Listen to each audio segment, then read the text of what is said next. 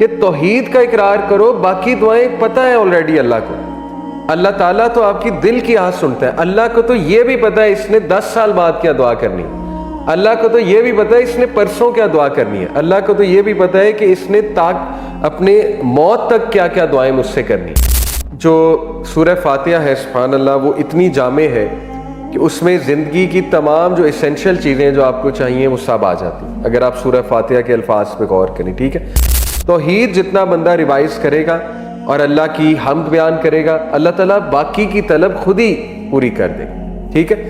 اسی لیے سجدے میں بھی سبحان ربی الاعلیٰ کہتے ہوئے کوئی بھی آپ ذہن میں دعا لا سکتے ہیں، کیونکہ آپ توحید ہی بیان کر رہے ہیں نا اللہ کی۔ جب ایک انسان نماز کے لیے کھڑا ہوتا ہے تو اس کے تمام گناہ اس کے کندھے پہ آ جاتے ہیں اور سر پہ آ جاتے ہیں۔ جب وہ رکوع کرتا ہے اور سجدہ کرتا ہے تو وہ گناہ گر جاتے ہیں اور اللہ تعالیٰ اس کے گناہوں کو معاف فرما دیتا ہے۔ تو دیکھیں نماز سبحان اللہ ایک پوری فیکٹری اللہ نے لگائی ہوئی ہے آپ کے گناہوں کو معاف کرنے کی۔ نمازیں ہیں ہی اس لیے کہ میک اے کم بیک، کوئی بات نہیں، گناہ ہو گیا نو پرابلم، آؤ نماز پڑھو، اپنے گناہ معاف کرواؤ، کیونکہ تمہارے گناہ جب تم سجدہ کرو گے رکوع کرو گے گر جائیں گے، اللہ تعالیٰ ان کو معاف فرما دے گا۔ قیامت والے دن آپ کو پتہ ہے نبی صلی اللہ علیہ وسلم کچھ لوگوں کی خاص سفارش کریں گے، ان میں سے ایک کیٹیگری وہ ہے جو سجدے لمبے کرتے ہیں اور کثرت سے سجدے کرتے ہیں۔ آپ دیکھیں زکریا علیہ السلام وہ ذکر بہت زیادہ کرتے تھے اور اللہ نے بڑھاپے میں جا کر اولاد دی۔ جہاں جہاں قرآن میں ذکر کا جو ہے مینشن ہوا ہے تو وہاں زکریا علیہ السلام کا مینشن ہوا ہے۔ تو یہ بات سمجھنے کی ضرورت ہے کہ لوگ اکثر پریشان ہوتے ہیں کہ ہماری اتنی دعائیں ہم کیسے کریں، اتنی لمبی لسٹ بن جاتی ہے اور کوئی حرج نہیں ہے، لیکن اللہ کے نبی آپ کو شارٹ کٹ بتا رہے ہیں کہ توحید کا اقرار کرو، باقی دعائیں پتہ ہے آلریڈی اللہ کو۔ اللہ تعالیٰ تو آپ کی دل کی آہ سنتا ہے۔ اللہ کو تو یہ بھی پتہ ہے اس نے 10 سال بعد کیا دعا کرنی ہے، اللہ کو تو یہ بھی پتہ ہے اس نے پرسوں کیا دعا کرنی ہے، اللہ کو تو یہ بھی پتہ ہے کہ اس نے اپنے موت تک کیا کیا دعائیں مجھ سے کرنی۔ دس از اللہ۔ تو سیکرٹ کوڈ یہ ہے جتنی اللہ کی حمد ہو، آپ کو پتہ ہے نا دعا کرنے کے جو مینرز ہیں اس میں کیا ہے، پہلے اللہ کی حمد بیان کی جائے، اس کے بعد درود ابراہیمی پڑھا جائے اور پھر آگے چلا جائے۔ جو پراپر مینرز ہیں، جو سیکوینس ہے وہ یہ ہے، پہلے حمد، پھر درود ابراہیمی، پھر اپنے گناہوں کی معافی اور پھر طلب کہ اللہ مجھے چاہیے کیا ہے، ٹھیک ہے۔ کئی اسلاف اگر ہم ان کی زندگیوں کو دیکھیں وہ سورہ فاتحہ سے آگے نہیں جاتے تھے، جب وہ دعا کرنے بیٹھتے تھے تو وہ 1000 بار سورہ فاتحہ پڑھ لیتے تھے، لٹرلی میں آپ کو یہ ڈیجٹ بتا رہا ہوں، اس سے آگے جاتے ہی نہیں تھے سورہ فاتحہ سے۔ اتنا لطف آ گیا تھا انہیں اللہ کی حمد بیان کرنے کا، اور ان کے مسائل خود بخود سالو ہوتے رہتے۔ کچھ اسلاف کے بارے میں آتا ہے کہ وہ درود سے آگے نہیں جاتے تھے، سورہ فاتحہ پڑھی، بے شمار اللہ کے تعریفی کلمات پڑھے اور درود ابراہیمی پڑھنا شروع ہوئے، درود سے آگے گئے نہیں، اور اس کے بعد بس آمین کہہ دیا، دعا ہو گئی۔ تو اسی لیے آپ دیکھیے کہ جو سورہ فاتحہ ہے سبحان اللہ وہ اتنی جامع ہے کہ اس میں زندگی کی تمام جو اسینشل چیزیں جو آپ کو چاہیے وہ سب آ جاتی ہیں اگر آپ سورہ فاتحہ کے الفاظ پہ غور کریں، ٹھیک ہے۔ اسی طرح ایک صحابی آئے نبی صلی اللہ علیہ وسلم کے پاس، پوچھا یا رسول اللہ میری دعا میں درود کتنا ہو، یعنی درود پڑھنا چاہیے دعا میں تو کتنا پڑھوں؟ تو فی الحال انہوں نے کہا کہ میں 25% درود ہوتا ہے میری دعا میں، یعنی 1/4 پورشن درود کا ہے۔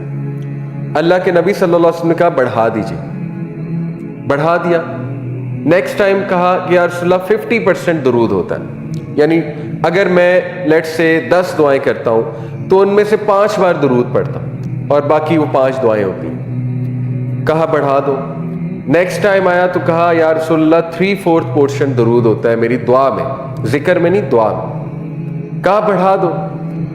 اگلی بار آیا، کہا یا رسول اللہ میں تو پڑھتا ہی درود ہوں، میں تو کوئی اور دعا کرتا ہی نہیں پورا دن۔ نبی صلی اللہ علیہ وسلم نے کہا اگر یہ سچ ہے تو اللہ تیری تمام حاجات ویسے ہی ٹیک کیئر کر لے اور اللہ تعالیٰ تجھے ریلیف دے دے گا، ہر مشکل سے ریلیف دے دے گا۔ تو دیکھیں یہ سیکرٹ کوڈز ہیں احادیث میں، ان کو ایکسس کرنا ہماری ذمہ داری ہے، ان سیکرٹ کوڈز کو، ٹھیک ہے۔ تو سخت پریشانی میں بھی توحید ریویژن ہے، اللہ اللہ ربی لا اشرک بہ شیئا، یہ توحید کی ریویژن ہے، اللہ اللہ میرا رب ہے، میں اس کے ساتھ کسی کو شریک نہیں کرتا۔ توحید جتنا بندہ ریوائز کرے گا اور اللہ کی حمد بیان کرے گا، اللہ تعالیٰ باقی کی طلب خود ہی پوری کر دے گا، ٹھیک ہے۔ اسی لیے سجدے میں بھی سبحان ربی الاعلیٰ کہتے ہوئے کوئی بھی آپ ذہن میں دعا لا سکتے ہیں، کیونکہ آپ توحید ہی بیان کر رہے ہیں نا اللہ کی۔ سبحان کا مطلب ہے پاک ہے میرا رب، الاعلیٰ بہت بلند ہے میرا رب، یعنی میں جتنا جھکا ہوا ہوں اتنا ہی بلند ہے میرا رب، ٹھیک ہے؟ تو یہ بڑی خوبصورت بات ہے۔ تو دعا از اندر آبجیکٹو آف سجدہ۔ سینز بینگ فارگیون، اللہ کے نبی صلی اللہ علیہ وسلم نے فرمایا، جامع ترمذی کی غالباً حدیث ہے، کہ جب ایک انسان نماز کے لیے کھڑا ہوتا ہے تو اس کے تمام گناہ اس کے کندھے پہ آ جاتے ہیں اور سر پہ آ جاتے ہیں۔ جب وہ رکوع کرتا ہے اور سجدہ کرتا ہے تو وہ گناہ گر جاتے ہیں اور اللہ تعالیٰ اس کے گناہوں کو معاف فرما دیتا ہے۔ تو دیکھیں نماز سبحان اللہ ایک پوری فیکٹری اللہ نے لگائی ہوئی ہے آپ کے گناہوں کو معاف کرنے کی۔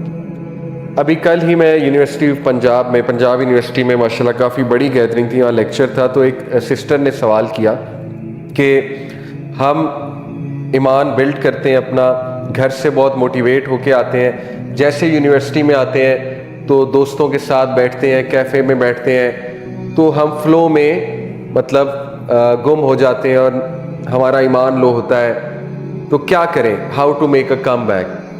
تو دیکھیں اس کا بہترین حل اللہ نے خود ہمیں دے دیا ہے کہ 5 وقت کی نمازیں ہیں ہی اس لیے کہ بیچ میں جو کمی بیشی ہو رہی ہے نماز پڑھو اور اس کمی بیشی کو پورا کر لو، ٹھیک ہے؟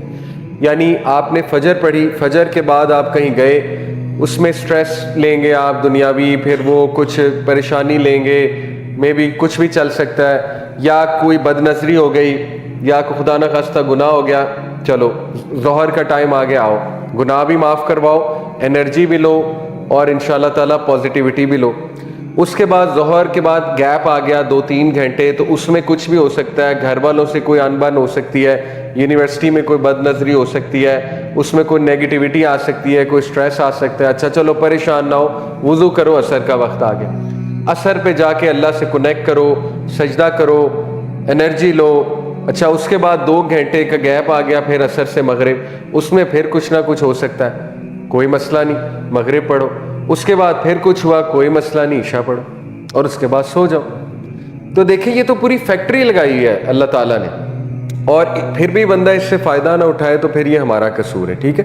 نمازیں ہیں ہی اس لیے کہ make a come back, make a come back, کوئی بات نہیں، گناہ ہو گیا نو پرابلم، آؤ نماز پڑھو، اپنے گناہ معاف کرواؤ، کیونکہ تمہارے گناہ جب تم سجدہ کرو گے، رکوع کرو گے، گر جائیں گے، اللہ تعالیٰ ان کو معاف فرما دیں گے۔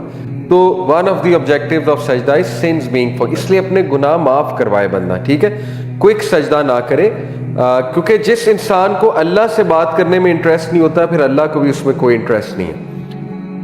5واں بڑا خوبصورت ہے objective, be with the prophet صلی اللہ علیہ وسلم ان دی ہائیسٹ ہیون۔ ایک صحابی تھے، اصحاب الصفہ میں سے ہیں۔ اصحاب الصفہ وہ غریب صحابہ تھے جو مسجد نبوی میں ہی رہا کرتے تھے۔ آج آپ مسجد نبوی میں جائیں نا تو ایک آپ کو فانوس نظر آئے گا روضہ رسول کے تھوڑا سا پیچھے، اس فانوس کے نیچے اصحاب الصفہ کی جگہ ہوتی تھی۔ آج بھی وہ انہوں نے ایک فانوس بنایا ہوا ہے جس کے نیچے پتہ لگ جائے گا آپ کو۔ تو یہ صحابی جو تھے یہ نبی صلی اللہ علیہ وسلم کے لیے انہوں نے اپنی لائف ڈیڈیکیٹ کی ہوئی تھی حدیث کلیکٹ کرنے کے لیے، تو یہ نبی صلی اللہ علیہ وسلم کی بڑی خدمت کرتے تھے، اور یہ نبی صلی اللہ علیہ وسلم کے دروازے کے باہر ساری رات اکثر کھڑے رہتے تھے پانی لے کر، کہ نبی صلی اللہ علیہ وسلم تہجد پہ اٹھیں گے تو میں انہیں پانی دوں گا، کہ میں پانی لے کر آیا ہوں نبی صلی اللہ علیہ وسلم کے لیے۔ تو اللہ کے نبی صلی اللہ علیہ وسلم ظاہر ہے وہ بہت خوش ہوتے تھے ان سے۔ تو ایک دن اللہ کے نبی صلی اللہ علیہ وسلم نے ان سے کہا کہ مانگو کیا مانگتے ہو، ask what you want to ask, ٹھیک ہے؟ ان کا نام ہے ربیعہ ابن کعب۔ تو نبی صلی اللہ علیہ وسلم نے پوچھا آسک، مانگو کیا مانگتے ہو؟ انہوں نے کہا I ask for your companion ship in paradise, یا رسول اللہ آپ کی کمپنی چاہیے پیراڈائز میں۔ نبی صلی اللہ علیہ وسلم نے کہا اور کچھ and anything else besides that? لیکن صحابہ کا ایمان جس لیول کا تھا انہوں نے کہا دیٹ از آل، خلاص بس آپ کی کمپنی چاہیے۔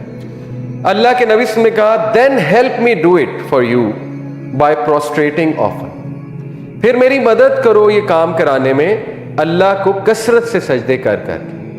کیا مطلب ہے؟ قیامت والے دن آپ کو پتا ہے نبی صلی اللہ علیہ وسلم کچھ لوگوں کی خاص سفارش کریں گے، ان میں سے ایک کیٹیگری وہ ہے جو سجدے لمبے کرتے ہیں اور کثرت سے سجدے کرتے ہیں۔ تو نبی صلی اللہ علیہ وسلم نے یہاں پہ انہیں کہا کہ ہیلپ می سے مراد ہے میں تمہاری سفارش کروں گا، لیکن تمہیں میری یہ مدد کرنی ہوگی کہ تاکہ میں تمہاری سفارش کر سکوں کہ کثرت سے سجدے کیا کروں۔ تو دیکھیں ہمارے نبی نے ہمیشہ توحید سکھائی ہے۔ کتنا بڑا لیسن ہے۔ آج آپ کسی ایسے انسان کے پاس جائیں جو مطلب آپ کا کوئی مسئلہ حل کرتا ہے، وہ آپ کو اگر اپنے آپ سے کنیکٹ کر رہا ہے کہ میرے لیے یہ کرو، میری قربت چاہیے تو ایسے کرو یا ویسے کرو، تو اس کا مطلب آپ کو سمجھ آنا چاہیے وہ رانگ نمبر ہے۔ جو اللہ سے کنیکٹ کر رہا ہے وہ ٹھیک ہے۔